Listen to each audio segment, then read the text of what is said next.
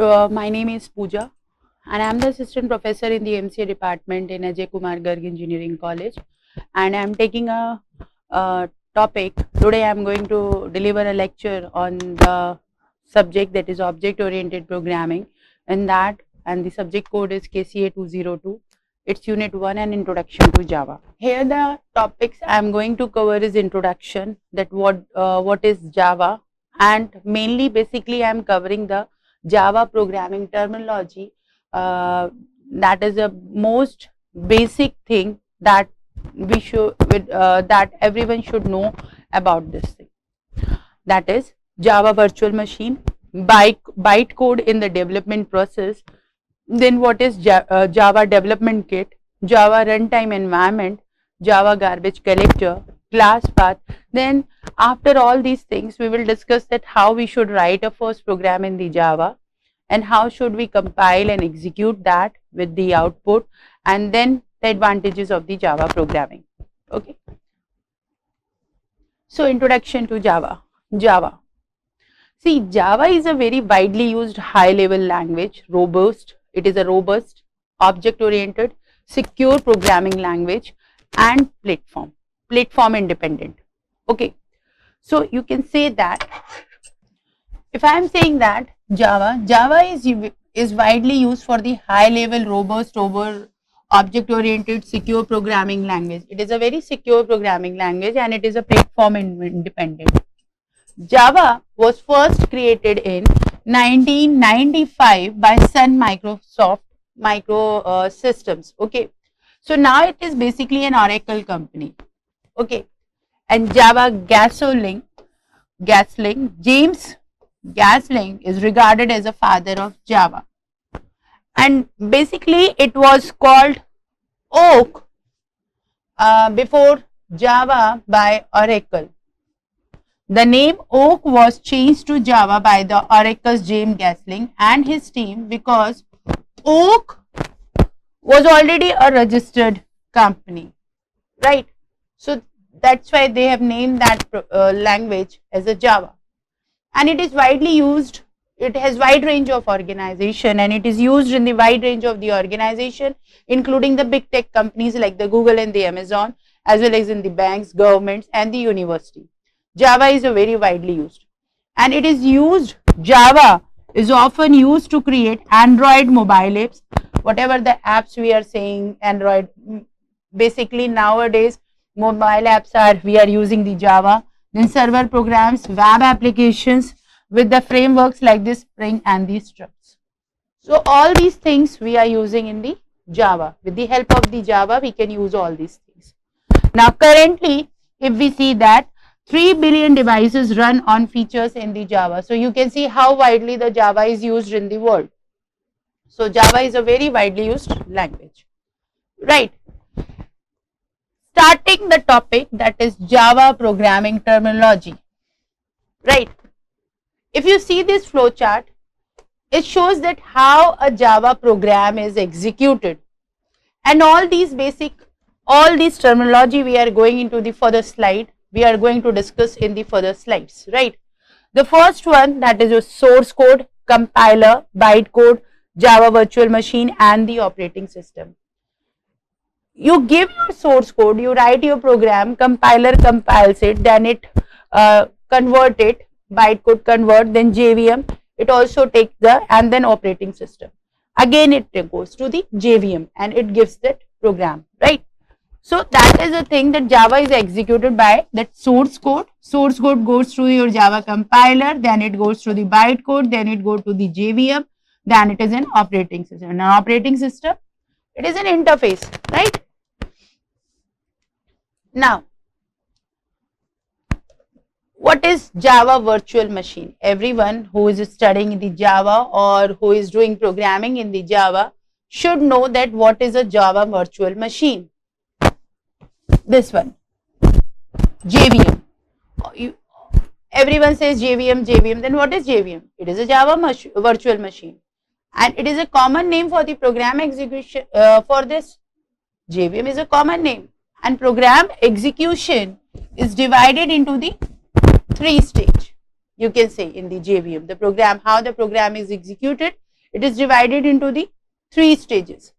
Now, the program is that the 3 stages are one written, then compiled and executed, right?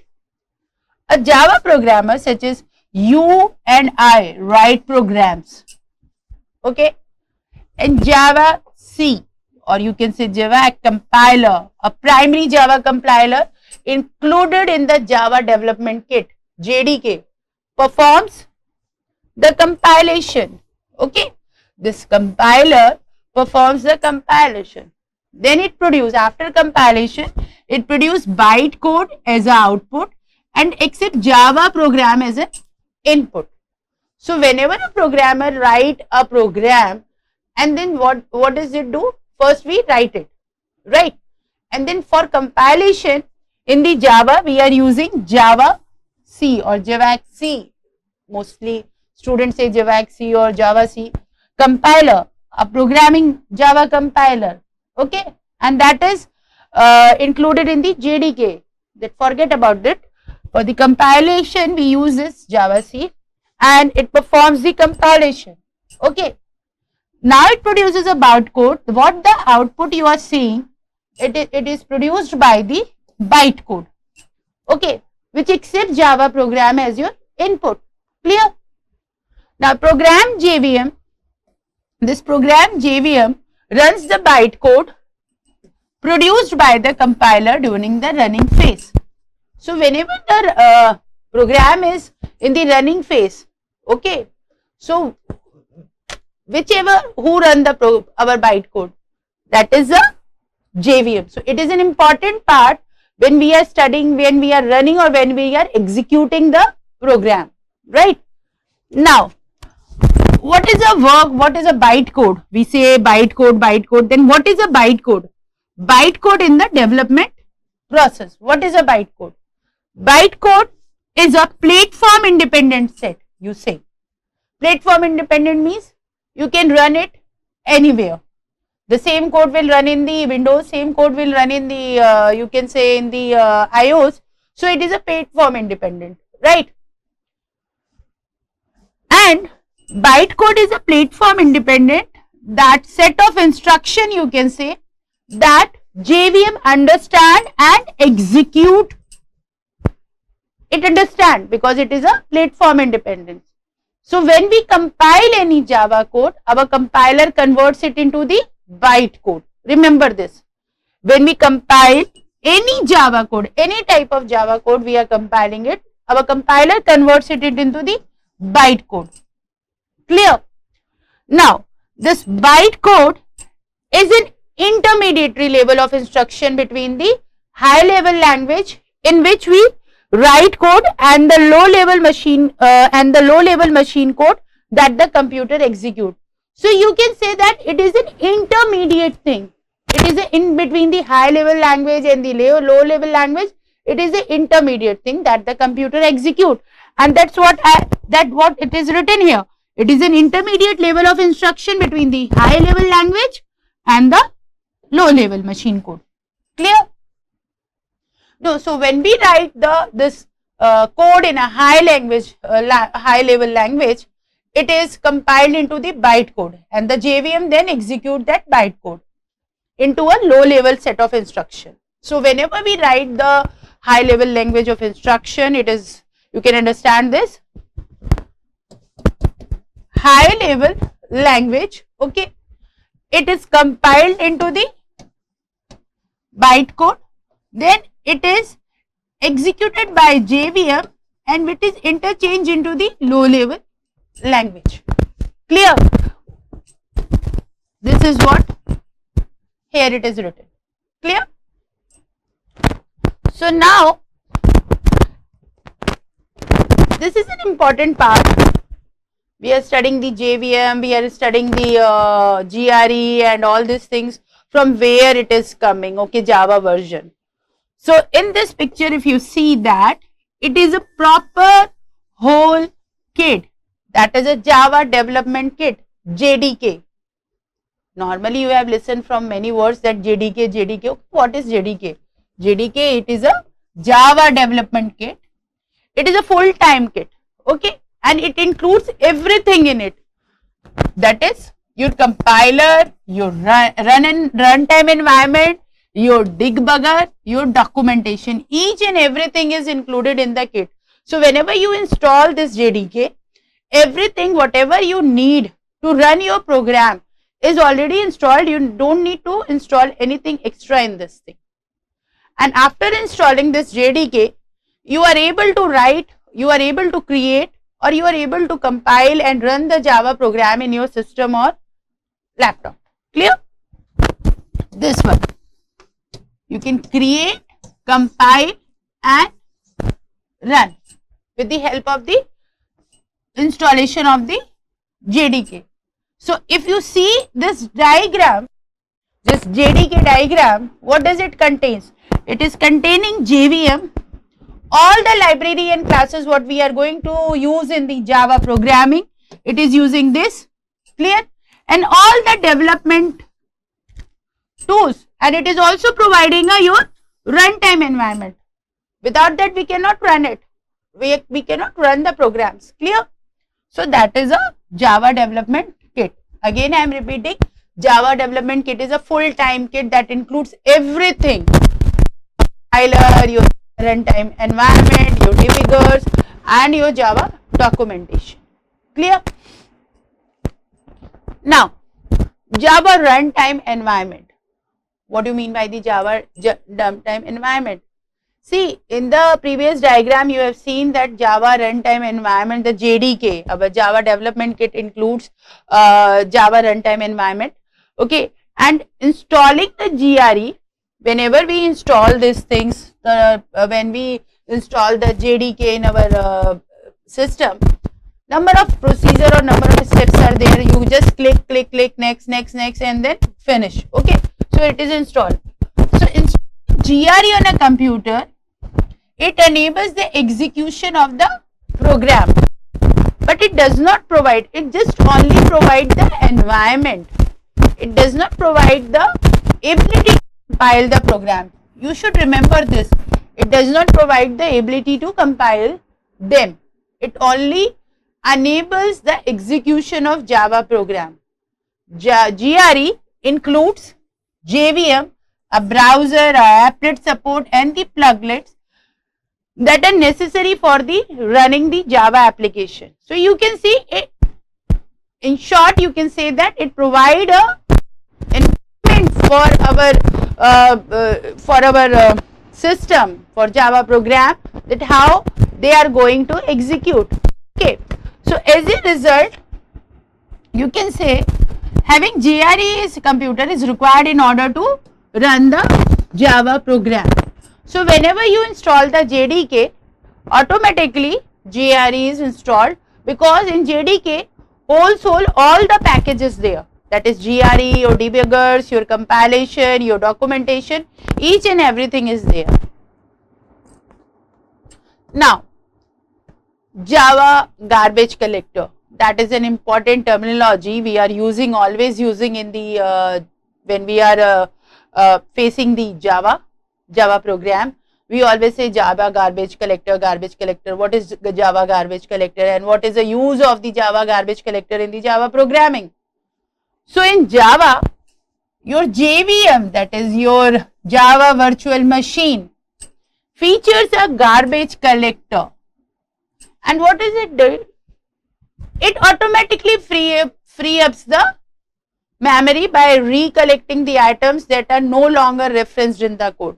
Sometime when we do the programming or when we write the code, we normally write the code, and at the writing at the time some of the objects are not used, or they are not collectively used in the program, or we are not using it. Okay, so and we keep in that program. So they are, if you see, they are at the point they are accessing the memory. Clear? So the garbage collector, if you see that work of the Java, simply you understand that Java garbage collector automatically it free up the, or it clean up the memory by that is no longer is used in the code. See, short code you can find out that what we are not using. Clear? But when we are you can say when we are developing an Android app, or when we are doing a very big coding, or some project we are developing on it, so at the time, so there are a code which use thousands of the lines. So in that we cannot find out which object or which items we are using, which items we are not using. So how they are, you can say they are using the extra memory, and due to that there will be a problem in the JVM. Okay, but this garbage collector, you say, it will help the programmer, or it will help the programmer to manage the memory manually. Automatically, you can say they can manage. But when garbage collector automatically free up the memory, the programmer, the one thing is that the programmer should or must still be careful.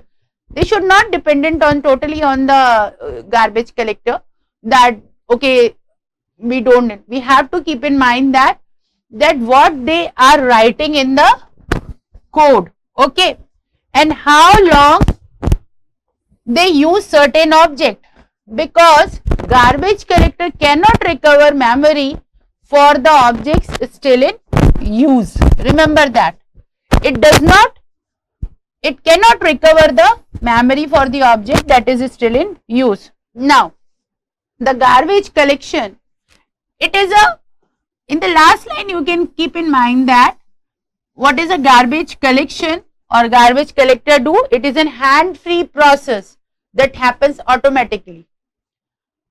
And automatically what? That it clear up the memory, or it free up the memory by recollecting the items that are no longer referenced in the code, or that are no longer used in the code. So that is a work of the Java collector, and it is in a very important part that what is Java collector. Okay, now class path in the Java programming. What do you mean by the class path? See, the class path is a specific path which both the Java runtime and Java compiler look for the .class file. And however, the Java JDK includes a large number of libraries by default, and we can use the external set of libraries here, but they must be first added to the class path. So how the class path is set? See, if I see, simply I have saved my program in the C drive, right? I made a folder, you can say I made a folder like Java programs. Okay, right? How I am setting the path, if you say. Then after that, in Java programs also I have made several folders, you can say, like in Java many things we are learning, that is my first program, multi-threading, your applets, your swing, and I am saving the programs by that folder only.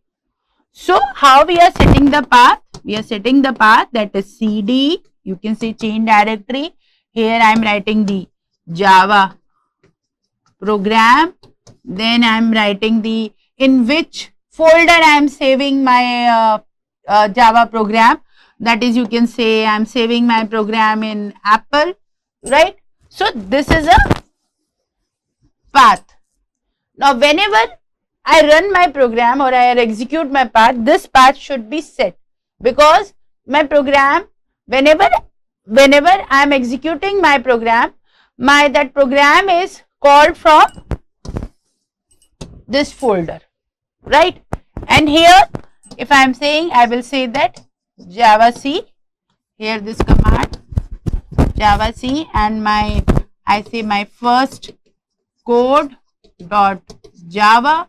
If you enter the key, okay, then it will show like this same thing, and then again I will say Java for your runtime, that is your Java dot first code dot Java, right?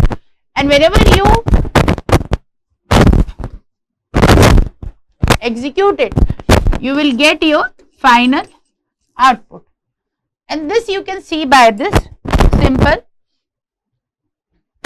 example I'm going to show you in this. But writing a first program in the Java, we must install the JDK on our Windows computer. Okay, and we can download the JDK, latest version of the JDK from the Oracle, and it is advisable that always install the latest version of the JDK. Why? Because it provides a very extra, or you can say the new libraries, new packages are added in them, and that we can program it very easily.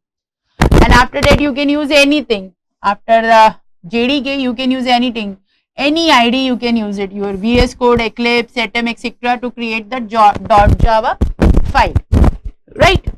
Now here is a simple program, if you see that, and here I will show you the program, that how our path is set, right?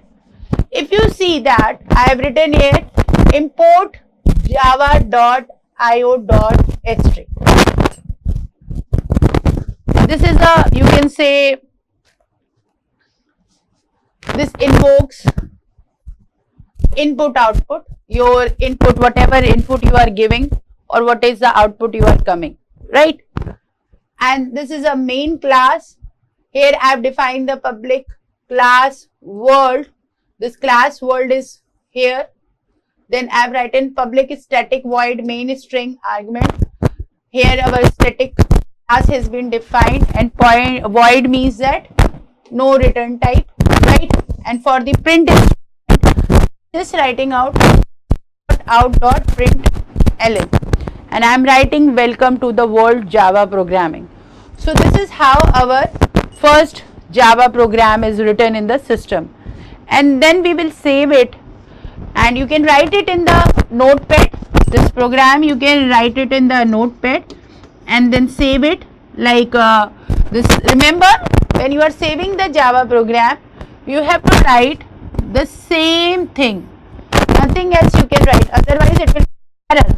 So here you will save your program in the world.java. This extension should be there, right? And after that, go to the console. Here, see, this is the way you are setting your path. I have made a folder AKG. In that I have made a folder Java program, and in that I have made an Apple. Okay, in Apple folder, my this world.java is saved, you can say. And after that, this path is set. I am giving this jvac javac world.java, and after that how it is at java world.java. These two programs will execute your Java program, and see what I have given in the print statement, the world of Java programming, and this is the output, how it is shown. Java programming. So this is a way you can see here also that class path is set, right? This is your explanation. If you say that here the comment is there, this comment, this line, if you see this one, this is a comment section, right? For the single sentence. For the multiple sentence, you will see that star asterisk, and then you will write the multiple sentence, right? Then import java.io, what I have used, import keyword in the Java, include the class in the code, right? And you can access IO package. When we import the classes from the IO package, it will access the input and the output strings that allows us to read and write the file. And for the class, here it is only a one function, that is, you can say, that is your class. A class is a container, okay? Whenever we say the class is a container, you can say. which holds data and the function for the program. Then public is static. Static methods in the Java can be called without creating the object. Clear? And again we have used the static void main. So this keyword denotes the method will not return anything. And this main function, it is an entry point of our program. And system.out.println, it is used for the print the content. So this is the explanation for the my first Java code. Clear? Now what are the advantages of the Java programming? See, it is a platform independent. How it is platform independence? See, there are the large range of system, that is Windows, iOS, Linux. Okay. So whatever the bytecode, it can run the bytecode generated by the JVM, any compiler, or it is generated by the, each platform has its own JVM. Okay, each platform has its own JVM. So whatever the program, whatever the code, same code you are running in the Windows, that same code can be run in the Linux, that same code can be learned in the iOS. So this proves that the Java is a platform independent. Clear? Then it is a very simple language. If you say it is a very simple language. Clear? Understand, it is simple to master the Java. Then object oriented programming, it includes encapsulation, inheritance and the polymorphism system, and it is a highly secure, that's why it is using by the big tech companies. Then significant developer community, it is a high developer community and it helps in learning and utilizing the language. So these all things are for the introduction of the Java programming language. So thank you all.